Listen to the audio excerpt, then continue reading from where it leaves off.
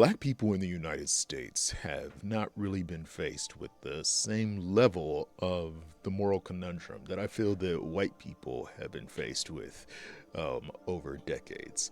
Let me explain. So, there's a man and a movement that I support in many ways in Africa right now. It's the country of Burkina Faso, and the man's name is Ibrahim Traore. Many of you may know about him. He is a man that is making a push toward Pan Africanism and sovereignty over his own land. A lot of fantastic things are happening with Ibrahim Traore and Burkina Faso.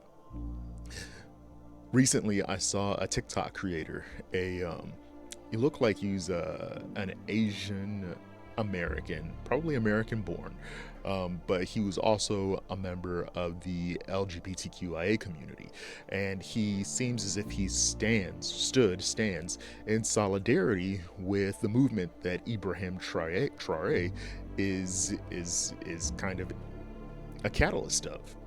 So I am rooting for Burkina Faso and Ibrahim Traore's anti-imperialist policies, but it is definitely a bummer about his criminalizing homosexuality. And you can see the allyship there, and how he supports what's going on. Because I think that this creator was just an ally in general, wanting to see typically disenfranchised people move forward. But you could hear the hurt in his voice as he talked about the way in which Ibrahim Traore and Burkina Faso people have made being LGBTQIA illegal in the country. And so here I am as a black man who wants to see the progress of other Africans, being part Nigerian and African myself.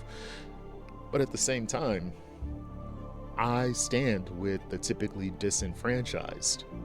So there is a fissure in my soul where, yes, I want to support this person, but I also see his actions as bigoted.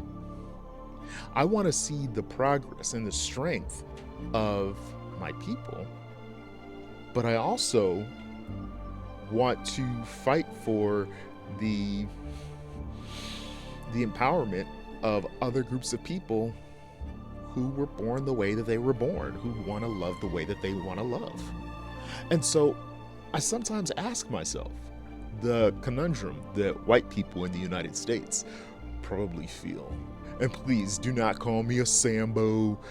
Don't put up that Uncle Ruckus meme or the Steven meme from Django, or refer to those.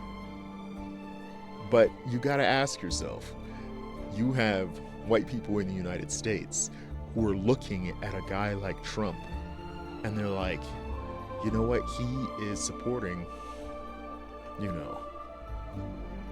the empowerment of people like me so that I don't find myself a minority. But at the same time, he's doing some pretty terrible things to some minority groups. Washington, D.C., they're hardcore. They're not going to be good. In 10 years, in 20 years, in 2 years, they're going to be criminals. They were born to be criminals. But for a lot of these people, supporting a guy like Trump, it's like swallowing disgusting medicine.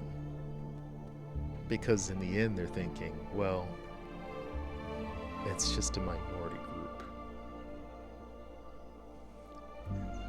And I really want my agenda, my own empowerment, to succeed.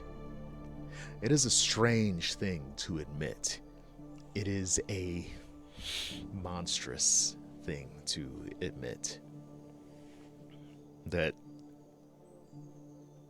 if I were put in the position of privilege, would I fight for the disenfranchised? We can all say, yes, I would. But let's just really go through the thought experiment. Let's just ask ourselves for a moment. If I was in a country or a nation that was predominantly me, And I felt that another or other groups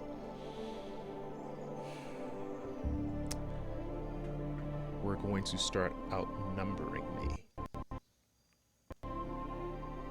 or I was fighting for my own sovereignty. But you know what? Okay, so I'm almost going to contradict myself. Because you know what?